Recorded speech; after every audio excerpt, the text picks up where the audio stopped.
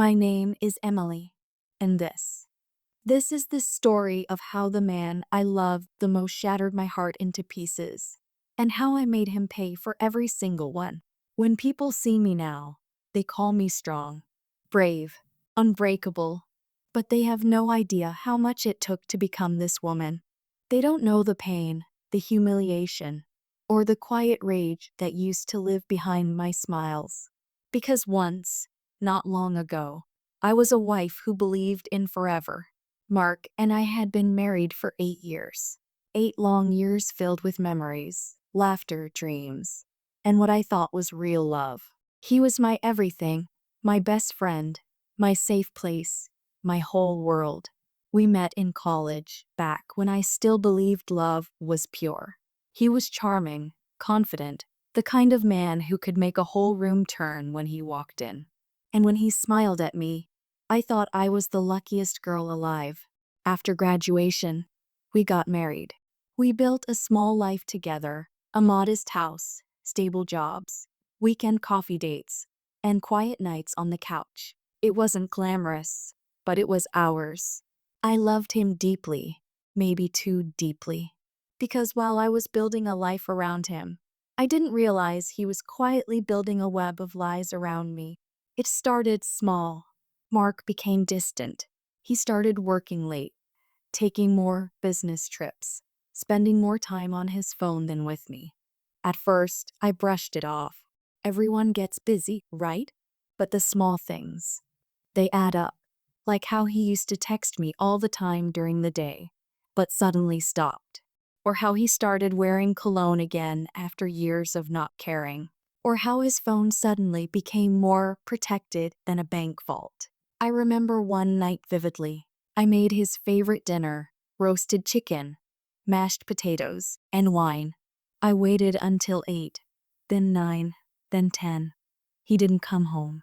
When he finally walked through the door, I tried to smile. Rough day at work, I asked softly. He didn't even look guilty. He kissed my forehead and said, "Yeah, long meeting with clients. Sorry, I didn't call."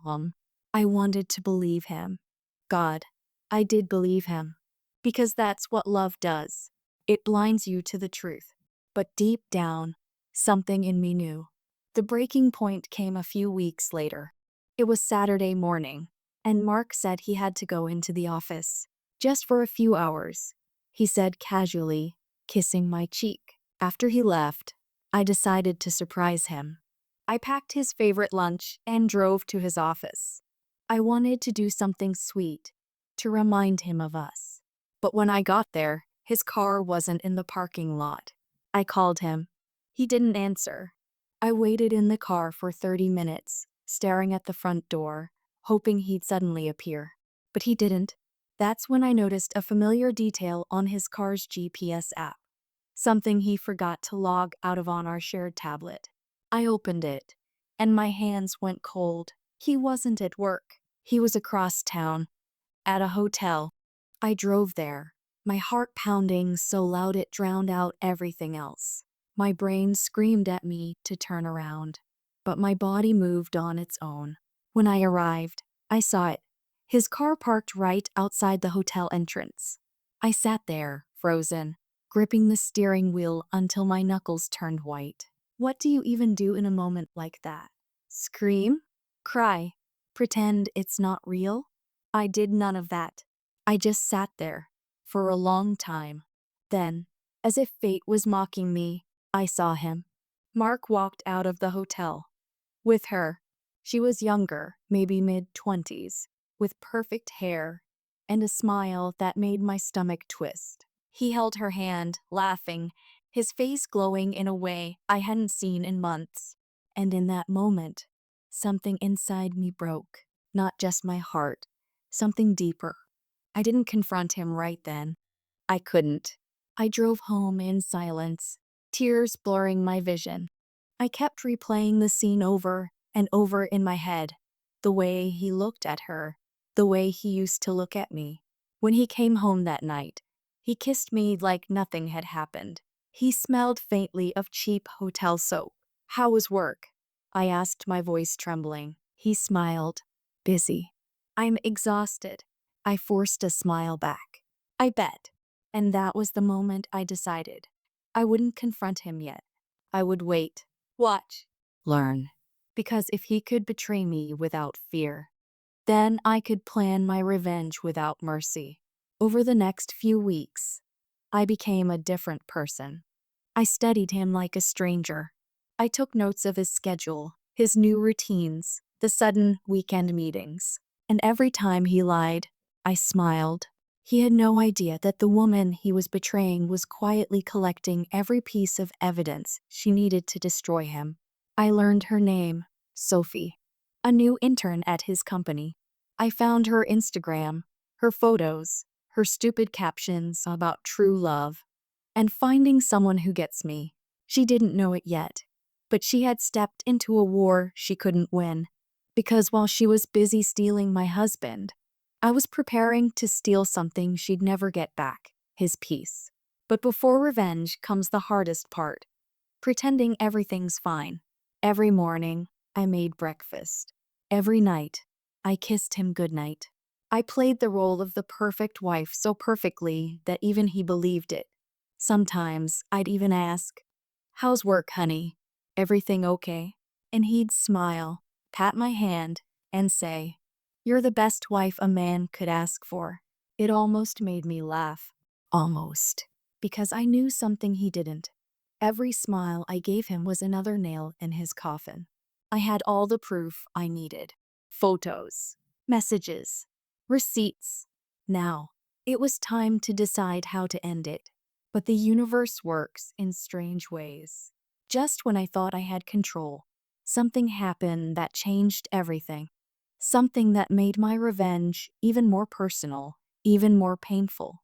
It started with a phone call I wasn't supposed to answer. When I picked up his phone and heard her voice whisper, "I miss you, baby," I knew the game had just begun.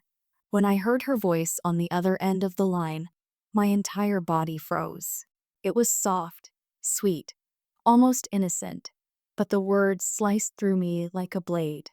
"I miss you, baby." My breath caught. I didn't speak. I didn't even move. I just stood there in our living room, clutching Mark's phone so tightly that my knuckles went white. She giggled softly. "You there? Or is your wife around again?" Wife. The word tasted like poison now. I didn't say a word. I let the silence stretch. And then, after a few seconds, I hung up. My hands were shaking. My chest felt tight. I stared at the phone, at the contact name that burned into my eyes, Sophie. He wasn't even trying to hide it anymore. That night, I didn't sleep. I lay beside him, staring at the ceiling while he snored softly, peacefully, like a man with no guilt in the world. And as I watched him, I felt something strange rise inside me. Not tears, not sadness, but clarity. He had betrayed me without fear, so I would make him regret it without mercy. The next morning, I started my plan. I began by creating a second phone under a fake name, Claire. I used it to connect with Sophie online. I followed her Instagram, liked her posts, commented here and there. She had no idea who I really was. Her life was plastered all over her feed. Photos at coffee shops, gym selfies, mirror pics in expensive dresses. I noticed something interesting. Half of those dresses looked familiar because I had bought them for him. Mark had been buying her gifts with my money. The dresses I saw on her feed were from a store I had ordered from before. My own credit card. The realization hit hard. Every flower, every smile, every dinner she posted. All funded by the woman he was betraying. I wanted to scream, but instead, I smiled. Because now, I had fuel. For the next few days, I acted like the perfect wife again. I cooked his favorite meals, asked about his day, even surprised him with coffee at work. He smiled, kissed my cheek, and said, "You've been so sweet lately, I love this version of you." I bit back the urge to laugh in his face.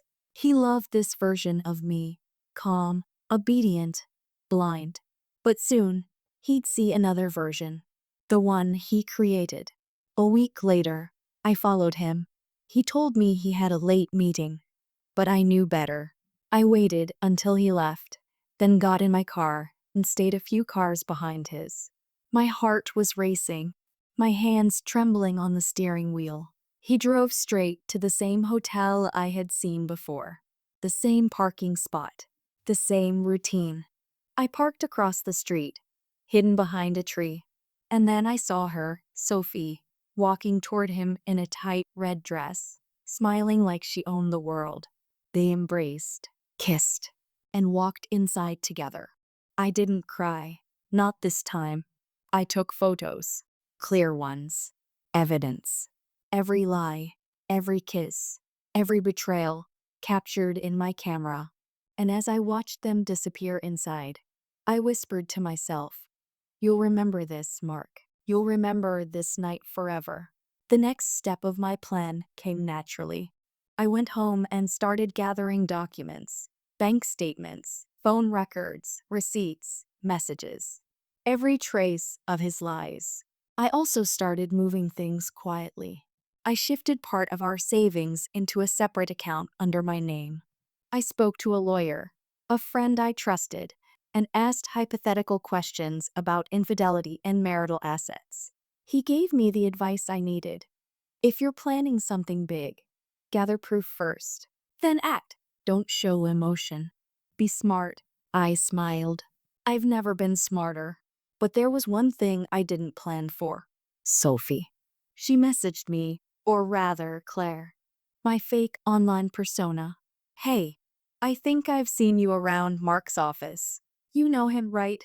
For a moment, I almost laughed. She had no idea she was talking to the wife of the man she was sleeping with. I replied carefully, "Yeah, I think I've seen him around." "Why?" She responded with a heart emoji. "He's amazing. I think he's the one." I wanted to throw my phone across the room. But instead, I smiled and typed back, "Really? Tell me more." Over the next few days, Sophie poured her heart out to me, the fake friend she thought she could trust. She told me how Mark promised to leave his wife, how he said I didn't understand him anymore, how he claimed I was cold and controlling. Each word was like a knife twisting deeper. But I didn't let it show. I listened. I comforted her. And every message she sent became another piece of my puzzle. A few nights later, I looked at Mark while he sat on the couch, scrolling through his phone and smiling. Probably texting her. I stood behind him quietly, watching the reflection of his screen in the window. She had just texted, "I miss you. When can I see you again?" And he replied, "Soon. She's been acting weird lately, but I'll handle it." I smiled to myself. Oh, I was acting weird, all right. Just not in the way he thought. I decided to accelerate my plan. I called our closest friends and invited them for dinner next weekend, Mark's coworkers, his boss, even a few mutual acquaintances. He was thrilled, completely unaware of what I was planning. You'll learn what love really costs tomorrow. What Mark didn't know was that his perfect dinner party would become the night his double life ended, and his greatest fear began. The day of the dinner party arrived like a storm I had been quietly preparing for. Everything was set. The table glimmered under the chandelier. The scent of roasted chicken and red wine filled the house, and soft jazz played in the background. If someone had walked in, they'd think this was a perfect evening. But perfection was just camouflage. Inside me, chaos simmered. My pulse was racing, but my expression was calm. I wasn't just hosting a dinner. I was setting the stage for destruction, his destruction. Mark looked handsome that night, dressed in his usual navy suit.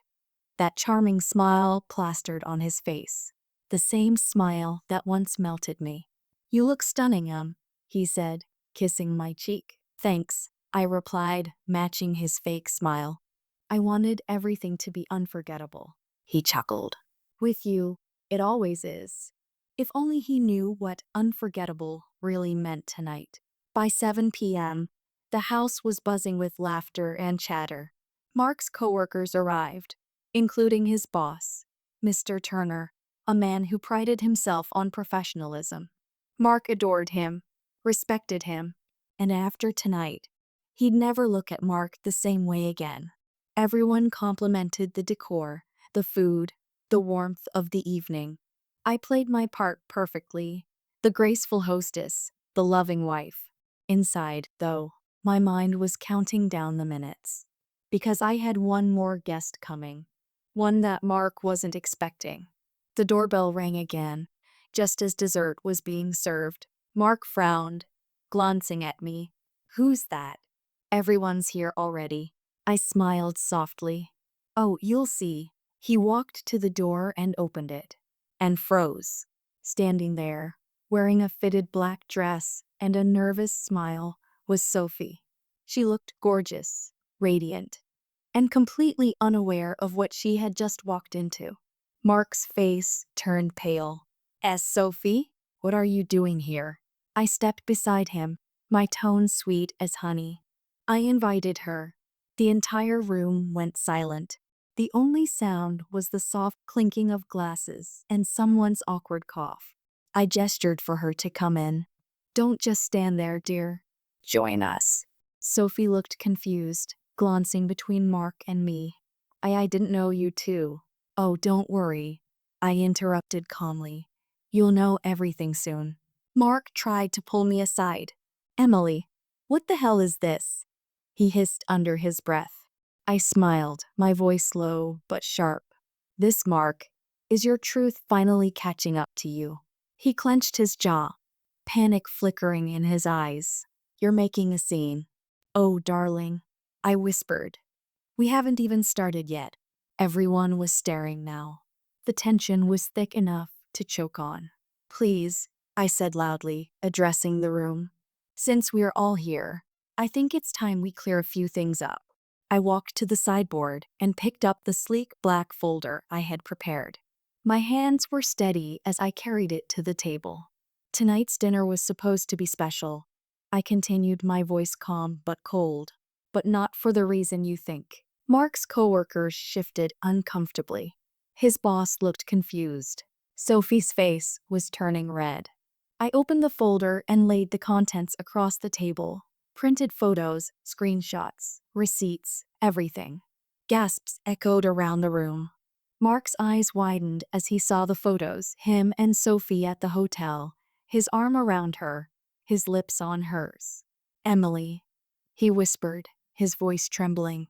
"Please don't." "Oh, I'm not done." I cut him off. "Here's your little love note to her, Mark. The one you sent while telling me you were working late." I picked up a paper and read aloud. "You make me feel alive again. I can't wait until I'm free from her." The silence that followed was deafening. Sophie's eyes filled with tears.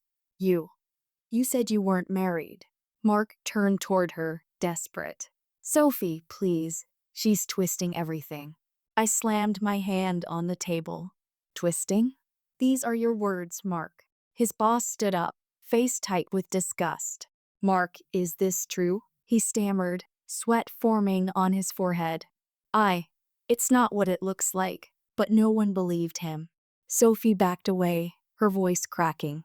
"You lied to me, Mark. You told me she was gone. You said your marriage was over." He reached for her hand, but she snatched it away. Tears streamed down her face as she whispered, "You used me." And then she turned and stormed out. Mark stood there, speechless, humiliated in front of everyone he respected. I looked at him, my voice icy calm. "You thought you could cheat without fear, lie without consequence, betray without guilt. But look at you now, stripped of every lie you ever told." No one said a word. His boss quietly grabbed his coat. "I think I've seen enough." One by one, the guests left, each giving Mark the same disgusted look. He tried to speak, but his voice cracked. "Emily, why did you do this?" I stared at him, tears finally filling my eyes. "Why?" "Because you didn't fear losing me. You thought I'd never find out. You made me feel worthless." I wanted you to feel what that's like. To lose everything in one night. He sank into a chair, his face buried in his hands. I made a mistake. Please, please, I can fix this. I took a step closer, my voice steady, but filled with years of pain. You can't fix something you destroyed on purpose. He looked up at me, desperate. I love you. I almost laughed. No, Mark. You love yourself. You loved what I gave you. My loyalty, my forgiveness, my silence. But that silence is gone now. I picked up my phone and pressed a button. The screen flashed send. Within seconds, every photo, every message, every piece of evidence was sent to his company's HR and board of directors. Mark's face went pale. What did you do? I smiled faintly. You wanted freedom, didn't you?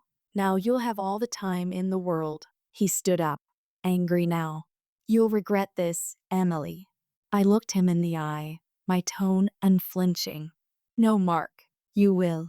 Then I turned and walked away, my heels clicking against the floor, each step echoing through the house that used to feel like home. Behind me, I could hear him break, the sound of a man realizing he'd finally lost everything. That night, I slept in peace for the first time in months. But revenge doesn't end with one night. It lingers. And I wasn't done yet, because destroying his career was just the beginning. Next, I'd take what he valued most, his reputation, his pride, and his freedom.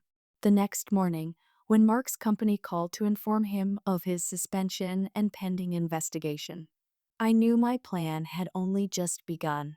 After that night, the house felt hollow, like a stage where everyone had finally seen the play for what it was. The guests were gone. Mark's coworkers had left with looks of pity and disgust, and Sophie had walked out of our lives like stomping out of a bad dream. For the first time since I'd discovered his betrayal, I felt something besides hurt, control. But control isn't a single act. It's a series of calculated moves, and I had more moves to make. The phone rang at 7 a.m. the next morning. It was Mr. Turner's secretary, and the tone was clinical, like someone delivering bad news to a patient. Mr. Carter, we need you in the office. HR has requested an immediate meeting.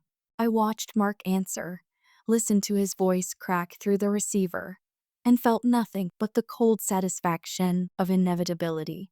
He staggered through the house like a man who had been hit. They're calling me in, he said, voice thin.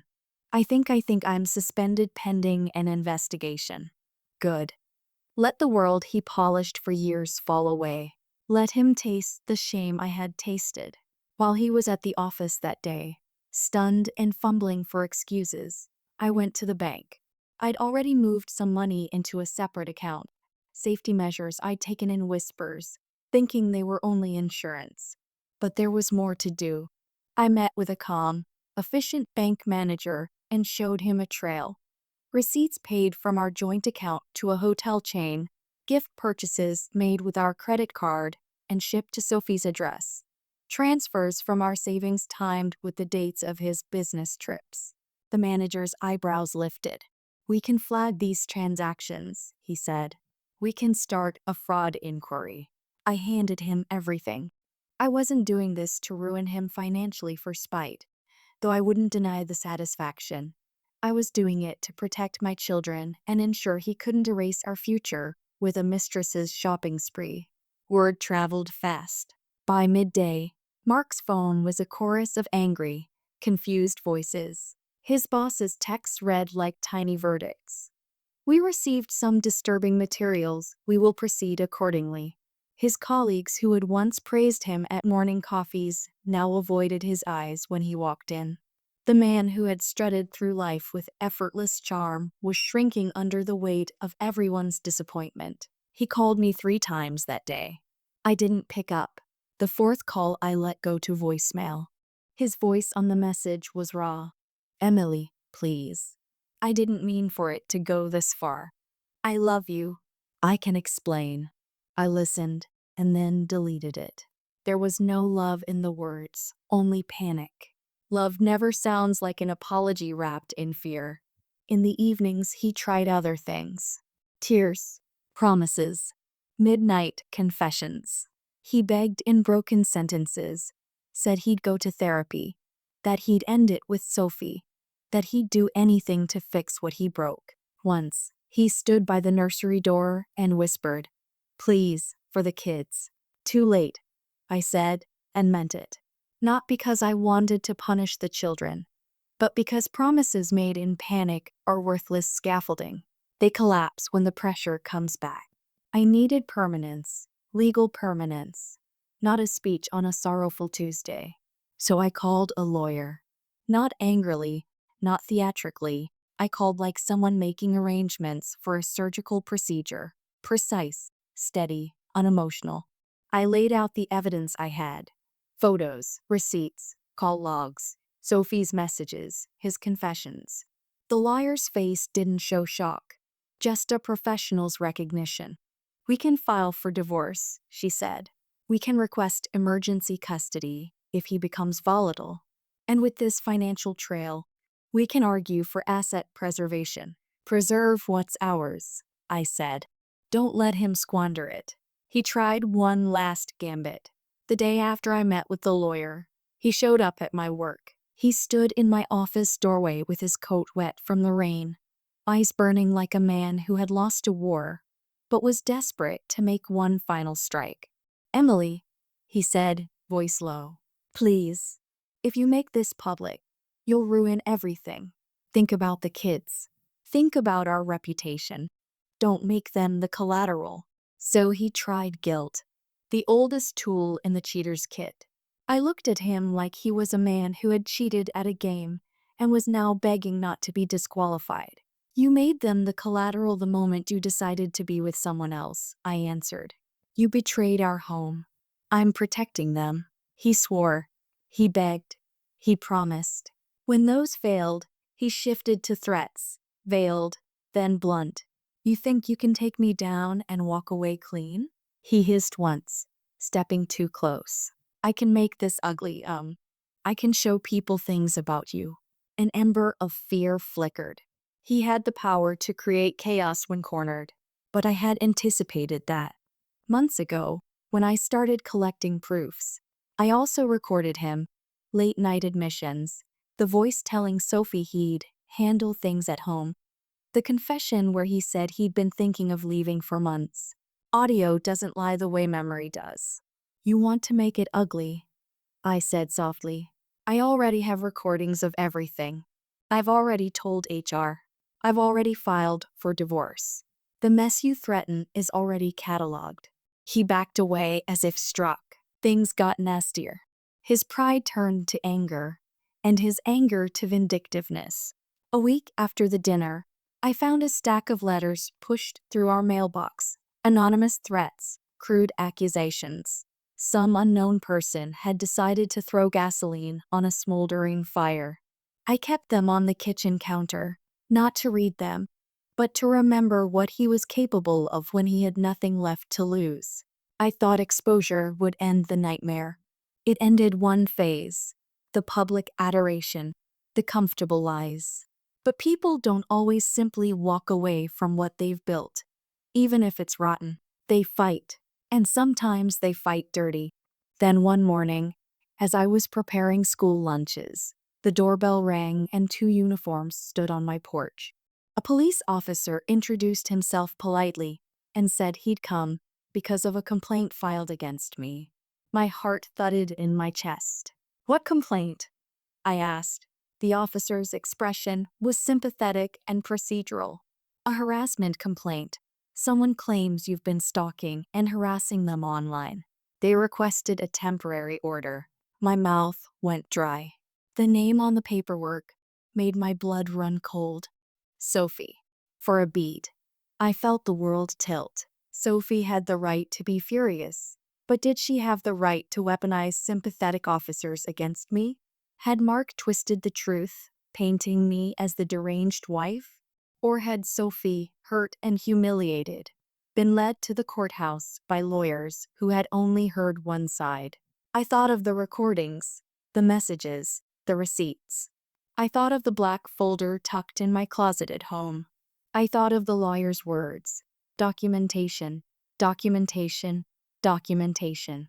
I'm going to need copies of everything, I told the officer. And I'd like to speak to my attorney before any orders are granted. He took my details and left with a promise to relay my side. I locked the door and slid down to the floor, the kitchen tiles cold against my back. There it was, the turn I hadn't wanted. Mark's desperation, Sophie's rage, the world's appetite for neat villains and sympathetic victims. My plan had been surgical. Life was about to get messy. I picked up my phone and opened the voice memos. There they were, my armor. Hours of recorded conversations, screenshots, bank statements, hotel receipts. I pressed play on one of the worst ones, Mark's voice, hushed and triumphant, promising Sophie that he would make it work. Hearing it aloud made the spyglass of reality focus sharply. It was time to fight back. Harder. Smarter. Because the war I'd started to win on a table with guests now had new battle lines. The next move could destroy me or destroy him. And just then, the intercom buzzed. A courier was at the door with a thick envelope addressed to me. No return address. My name in block letters. I opened it with shaking hands. Inside was a single photograph of my daughter at the school playground, smiling, unaware. Written on the back in black marker. Stop or she pays. The air left my lungs. Someone was threatening my child. And suddenly this revenge I'd engineered to protect my family had become a direct threat to everything I loved most. The photograph of my daughter had sat on the kitchen counter like a live coal. For a long moment I just stared at it, my hands numb. Stop or she pays. The words crawled under my skin and made me sick. Whoever had sent it wanted me to be afraid. Whoever had sent it wanted me to stop.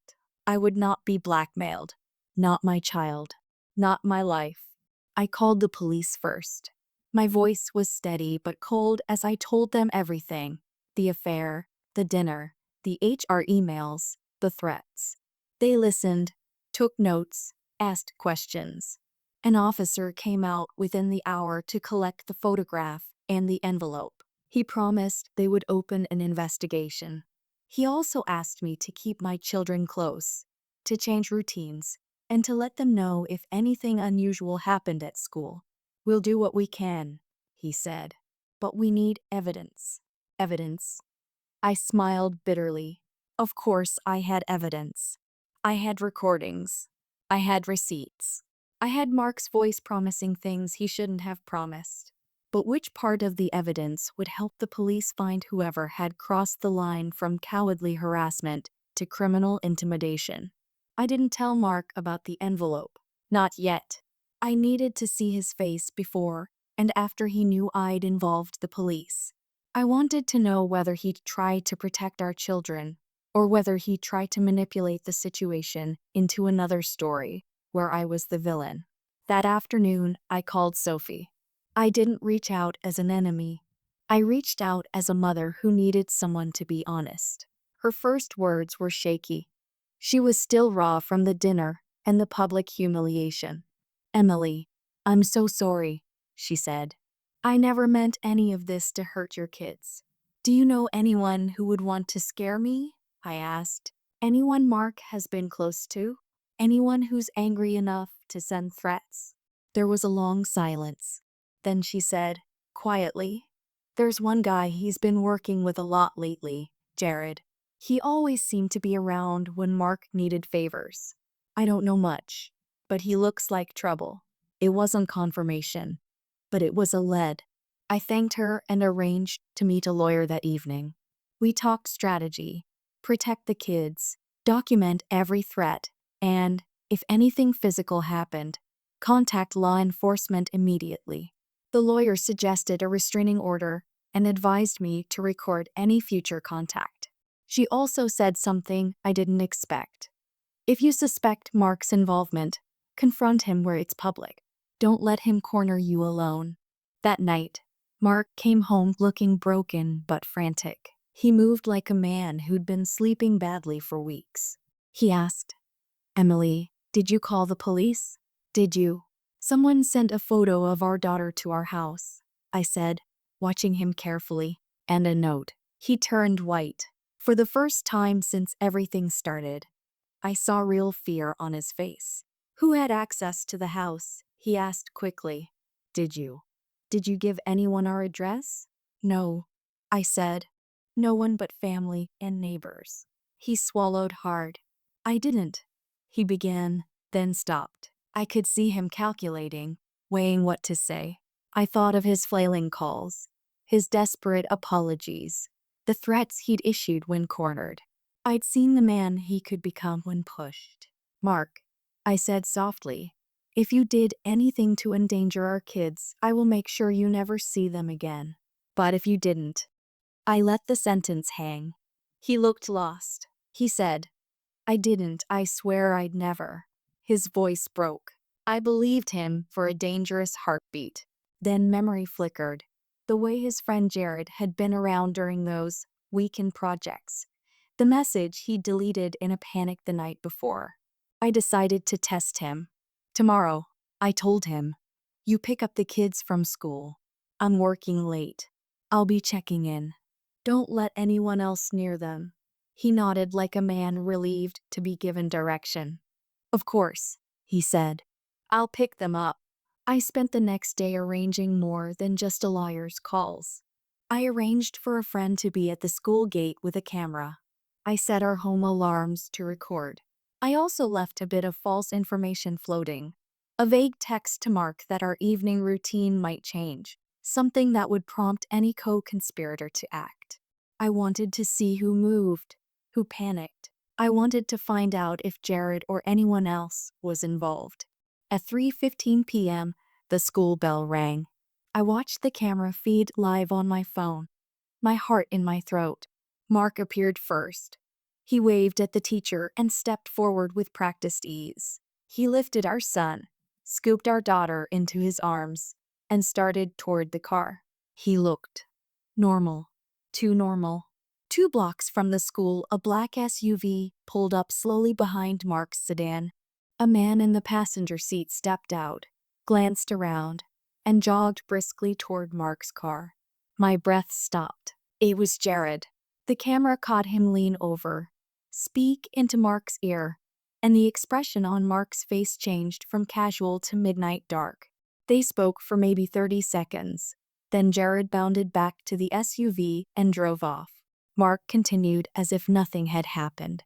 I felt the cold pool of betrayal burn anew, not because of the affair, but because the people he'd surrounded himself with were now threatening my children. That night, I recorded everything. I recorded Jared's face on the camera, Jared's vehicle on the dashcam, Mark's quick, guilty glance when I asked about it at dinner. He stuttered through a weak excuse. I ran into an old colleague. He needed a lift. His voice sounded thin, like a man spinning a story he didn't believe himself. I sent the footage and audio to the police. I sent copies to my lawyer. The next morning, an officer came with a warrant and a gentle but firm presence that told me this was serious now. They interviewed Jared and found evidence on his phone, messages arranging payments, instructions, and the location where the photo had been printed. When the detectives asked me if I wanted Jared charged, my hands didn't shake. When they asked whether I believed Mark had orchestrated it, I played the recording where Mark told Sophie he had handled things at home. I watched their faces shift as the pieces slotted together. Within 24 hours, Jared was in custody. The detectives presented him with what he had told them. Under pressure, he started talking. He admitted he'd taken the photo on a dare to make her back off, and had been paid by someone who wanted Emily frightened. The drunk messaged names, but the one that shocked me the most was the only name Jared hesitated over, Mark. When the detective told him he had enough to bring charges for harassment and conspiracy, Jared's bravado cracked. He named Mark. He said Mark had been panicked about losing his job and had wanted Emily pressure to drop the HR complaint. He'd given Jared money. He'd asked him to send a message. I remember the way the room tilted. I thought I would vomit, and then laugh hysterically at the absurdity. The man who'd promised me forever had sent a stranger to intimidate our child. He had, in the desperate calculus of his lies, crossed a line I'd never thought possible. Detectives arrested Mark that afternoon. The word arrest felt heavy, final, and like justice and tragedy at once. As they clipped the cuffs, he looked at me like a man who'd been stripped of his myth. "Emily," he said, voice small. "I didn't mean. You didn't mean to cheat," I said quietly. "You didn't mean for this to go this far." He looked down. "I panicked. You panicked, and you chose to hurt our child to save yourself." He didn't answer. The officer led him away. Our kids, shuddering and confused, asked where Daddy had gone. I wrapped them in my arms and lied to them gently. "Daddy's going to get help." Later, at the precinct, as Mark sat across from me in orange, his eyes hollow, I read aloud the messages he'd sent to Jared. I read them slowly so there could be no misinterpretation. I watched shame crawl over his face until it was all he had left. In court, the DA used those messages, Jared's testimony, and my recordings to build a case. Mark pled guilty to conspiracy to intimidate and to several financial crimes related to the hidden transfers. He lost his job, his freedom for months in a way that would mark him forever, and, most importantly, his right to be in our home while the children were young. It wasn't a perfect ending. There was pain every day for months. The divorce was bitter. The custody hearings were ugly. People whispered about me in grocery store aisles. But our justice was real. My children were safe. I kept the house. I kept the savings I'd protected. I kept my dignity. Months later, sitting on the porch watching my kids swing, I felt a fragile peace settle into me. I had been betrayed, broken, and threatened, and I had fought back not for revenge alone, but to protect my family. I rebuilt slowly. I smiled when I could. I let myself be happy in small, careful doses. I thought it was finally over, until a plain white envelope arrived in the mail, and inside was a single sentence written in Mark's handwriting. "You haven't seen the last of what I can take from you."